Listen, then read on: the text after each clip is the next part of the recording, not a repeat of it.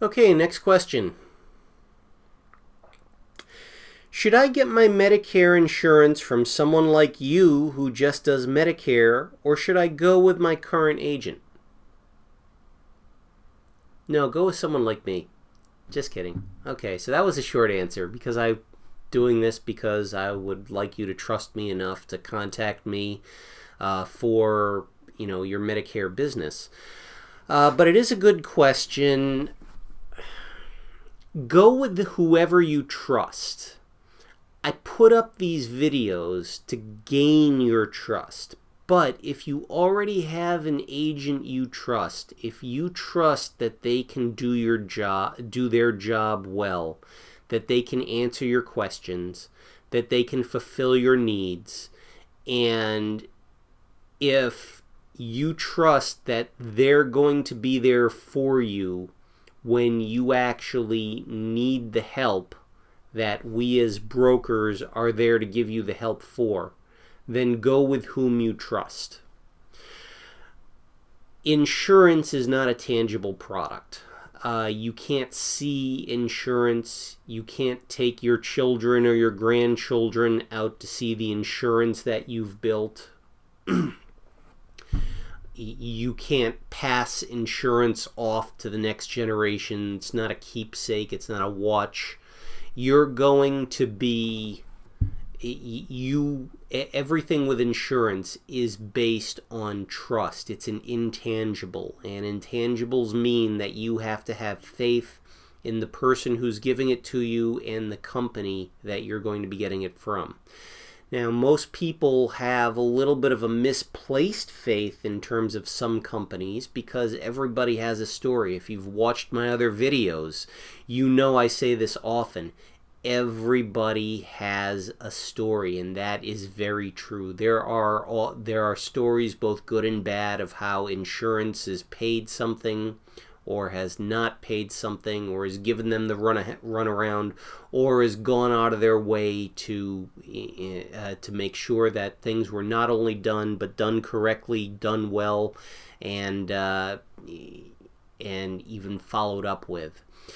I work with companies. Almost every single company I've ever worked with has done both. They've both loved their clients, have either loved their companies or hated their companies or had a story about it.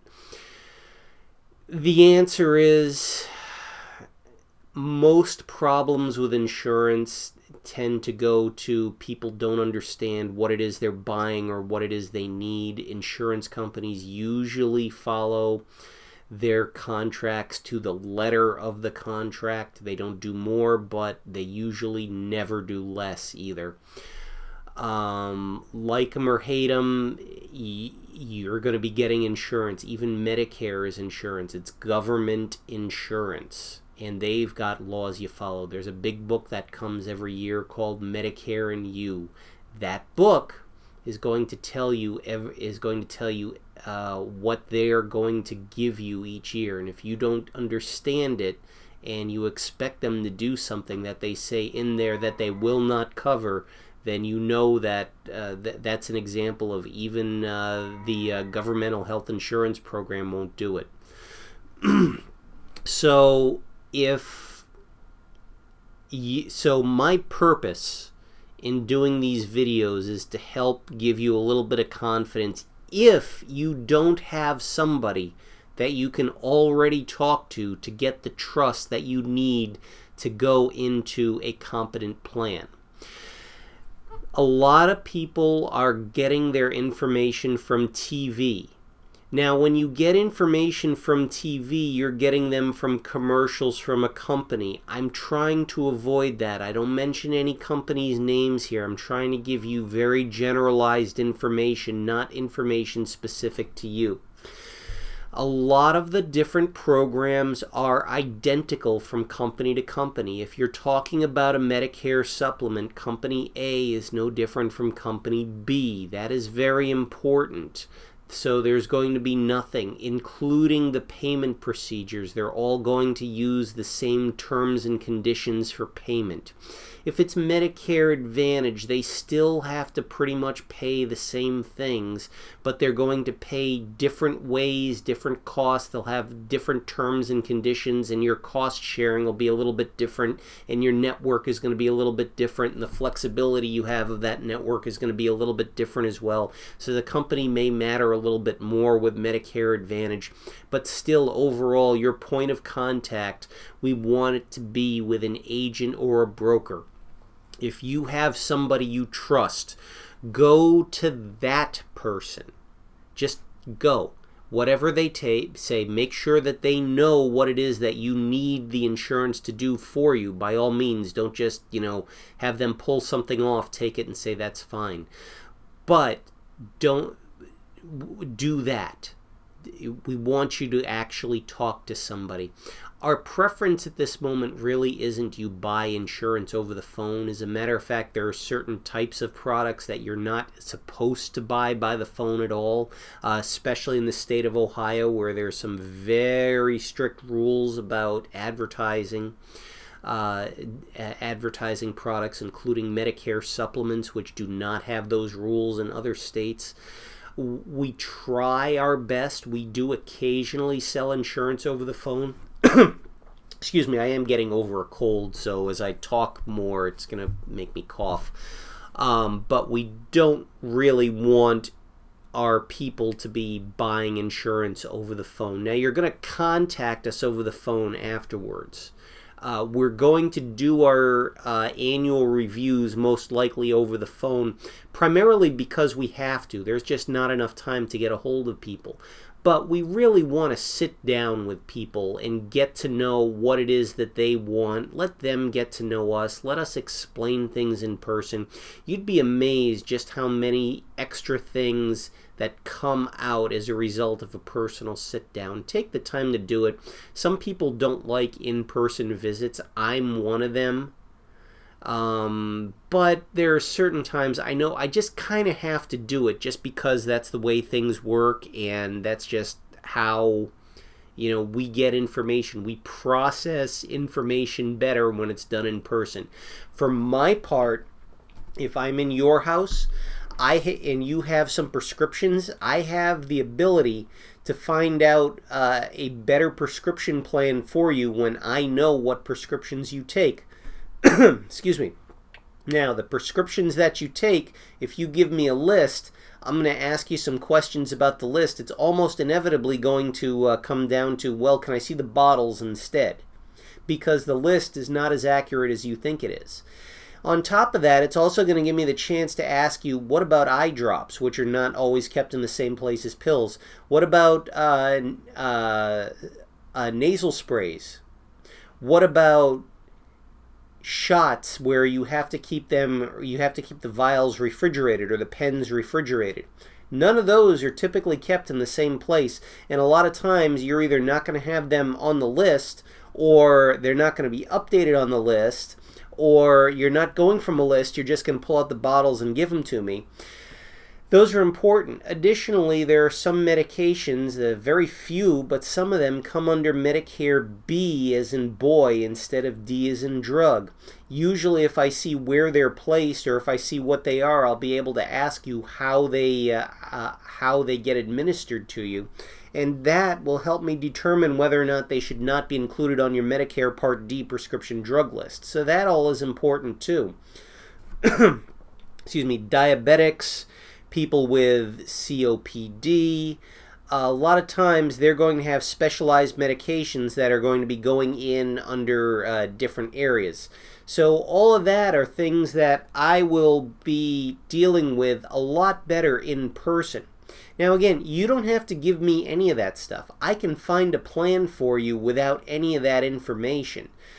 But you probably will want to volunteer this information to me, because I'm also going to be telling you how certain drugs are going to be covered, and I can check whether or not some drugs are going to be covered by a prescription drug plan.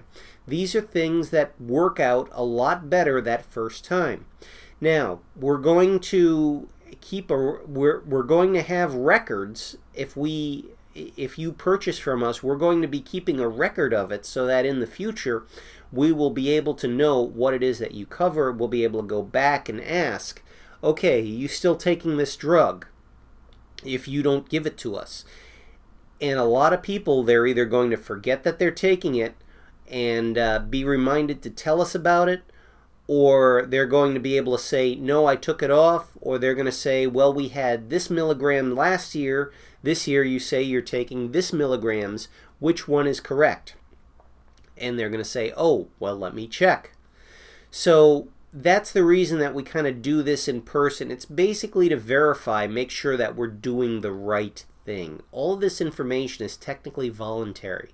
But if you don't give it to us, we're going to make it, we are going to make notes that the information wasn't given to us. That way, if a problem does come up in the future, we'll be able to say, well, we could have solved this problem, but you didn't want to give us this information. So that all is possible as well. But almost everybody, they'll want to give it to us so that we can do our job. If you want us to sit down with you, heck, if you want us to do it over the phone, you want us to be able to do the best job that we can. Excuse me. And doing that best job does mean getting that information. A lot of times it means a face-to-face. It means a sit-down. It means looking eye to eye so that I can explain things. Excuse me. I can explain how I work. You can tell me what you need, and we can also figure things out. So that's how we work. You can get that. If you feel that you can get that from the agent that you are currently working with, that you have a relationship established with already, do that. There is nothing special that I have in terms of products or facilities. Everything I use is publicly available information to find it. I use Medicare.gov to find this. I know how to read it, which is different from the average person.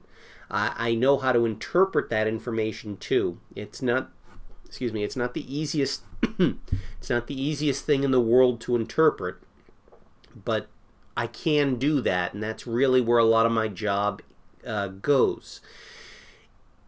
And I also, because this is my one and only job, I'll probably try to have as many companies as I can available. So I bring that to the table. But if you've had a 20-year relationship with another insurance broker or another insurance agent, they're doing good for you now, you think they're going to do good for you with this, use them. Pure and simple. I don't want to take anything away from that relationship. What I bring to the table is experience with Medicare, possibly a little bit of product diversity. None of that should take the place of the trust and faith that you're going to place in somebody if you already have that trust and faith in somebody. If that trust and faith is already established, build off that trust and faith with them. They will thank you for it, and you will be much happier for if something comes up in the future, working with known quantities, somebody that you know is going to have your back, somebody's going to be on your side for that. If you don't have anybody like that, then give us a call, send us an email, subscribe to our videos, like our page. We are here to assist.